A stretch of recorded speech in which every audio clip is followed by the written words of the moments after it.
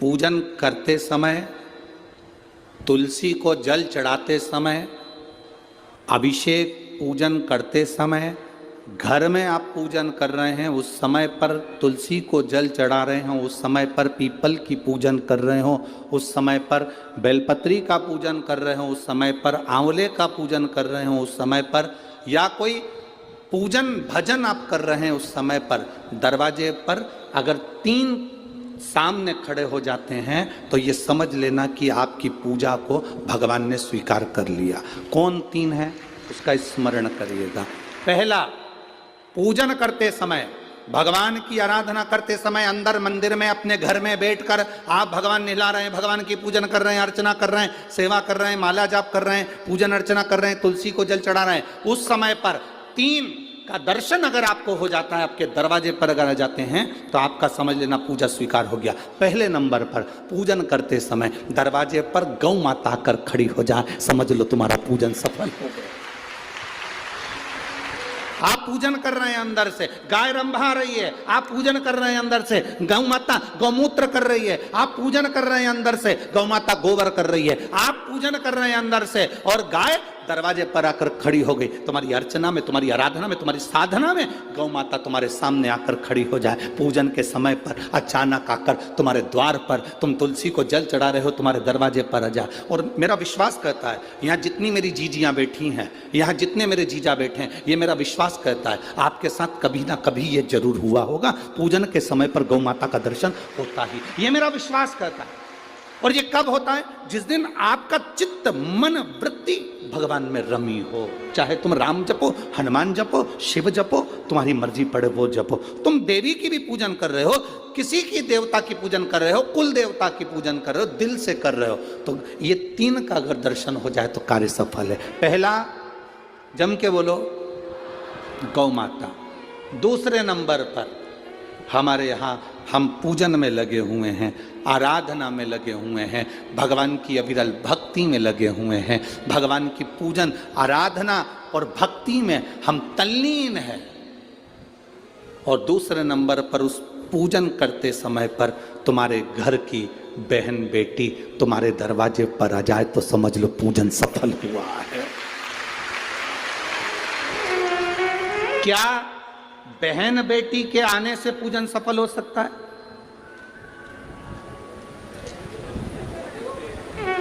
कहां लिखा हुआ है महाराज जी? आप इतनी बड़ी बड़ी बातें कहते हो। पूछने वाले पूछ सकते हैं, कहने वाले कह सकते हैं, आपने कैसे कह दिया कि बहन बेटी के आने से सफल हो जाता करे? तो आप उठाओ, हिमालय राज का बेटा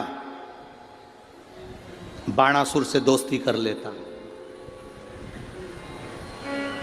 माता पार्वती का भाई बाणासुर से दोस्ती कर लेता है, और दोस्ती कर लेता है तो उसके चुंगल में फंस जाता है, बाणासुर के चुंगल में भाई संकट में आ जाता है। आज हिमालय राज और मैनावती दोनों बैठकर भगवान की आराधना कर रहे थे, इतने में पार्वती का आगमन हो जाता है। पार्वती ने आते से ही देखा, पिताजी आप आराधना कर रहे हो, पूजन कर रहे हो, किस लिए, क्यों? मैनावती ने कहा तेरा भाई संकट में घिरा हुआ है। पार्वती ने कहा क्यों चिंता करते हो, क्यों चिंता करते हो? पिताजी मैं आई हूं ना, चिंता मिटा दूंगी, चिंता मिटा दूंगी, आप चिंता ना करें। क्या हुआ? बाणासुर तेरे भाई को कष्ट दे रहा। बेटी पार्वती ने संकल्प ले लिया, उस बाणासुर का अंत मैं करूंगी। ना भगवान ब्रह्मा बाणासुर को मार सके, ना भगवान कृष्ण बाणासुर को मार सके। बाणासुर की कन्या भगवान कृष्ण के पास में, वहां उनके पौत्र के पास में गई, भगवान कृष्ण का युद्ध बाणासुर के साथ हुआ, 1000 भुजा, तो बाणासुर को भगवान कृष्ण नहीं मार सके। बाणासुर को न नारायण मार सके, न ब्रह्मा मार सके, बाणासुर को न शंकर मार सके, क्योंकि शिव ने तो वर दिया था। बाणासुर को केवल मारा है तो माता पार्वती अर्ध कुंवारी बनकर संहार कर कर चली जाती। कोई तुमसे पूछे कि सियोर वाले महाराज ने कहा कि बहन बेटी के पूजन करते समय अगर बहन बेटी आ जाती है, पूजन करते समय हमारे घर की बहन बेटी, तुम्हारे कुल की बहन बेटी, तुम्हारे घर की बहन बेटी तुम्हारे दरवाजे पर आ गई, भले तुम उसको कुछ दो मत दो, पर बहन बेटी अगर तुम्हारे पूजन के समय पर तुम्हारे क्यों आप लोगों के ऐसा नियम है कि नहीं हमको नहीं मालूम, हमारे यहाँ तो ऐसा नियम है कि जब भी घर में कोई बड़ा आयोजन होता है, शादी होती है, फंक्शन होता है, तो कोई उद्यापन होता है, कोई चीज़ बड़ी करते हैं, तो सबसे पहले फ़ोन बहन बेटी को लगाते हैं कि हमारी बहन हमारे यहाँ आए, हमारी बेटियाँ, हमारी नंदे हमारे यहाँ आए, हमारी बुआ हमारे यहाँ आए। अब पूछोगे गुरुजी ये प्रसंग बहन बेटी को बुलाने का तो भगवान कृष्ण के यहां से चालू हुआ।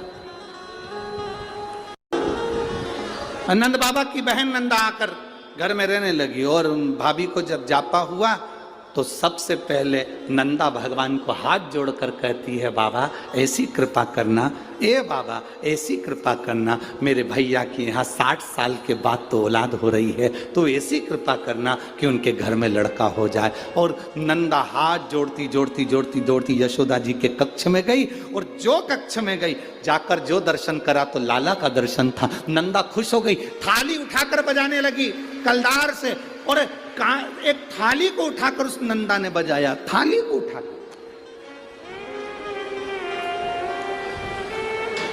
कांसे की थाली, पीतल की थाली, तांबे की थाली, जिसके घर में बजती थी उसके घर में शुभ संदेश आता था। आज के जमाने में स्टील बजता है।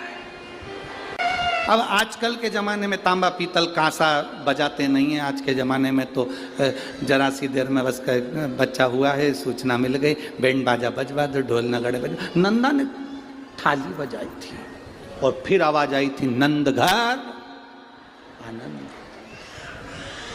नंद घर आनंद भयो। फिर आवाज आई।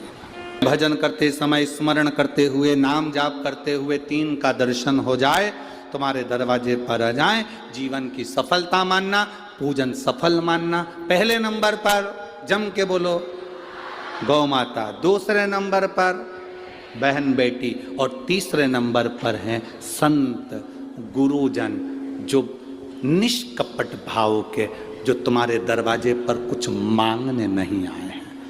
जो मांगने आए हैं वो नहीं, पूजन करते समय तुम्हारे दरवाजे पर कोई संत, कोई ब्राह्मण, कोई गुरुजन, कोई भक्त ऐसा आ जाए जो मांगने नहीं आया, फिर बस तुम्हारे सामने तिलक लगाकर भक्ति में डूबा हुआ, भजन में डूबा हुआ वो तुम्हारे सामने आ जाए, समझ लो कि तुम्हारी पूजन सफल हो गई। मांगने नहीं, मांगने नहीं,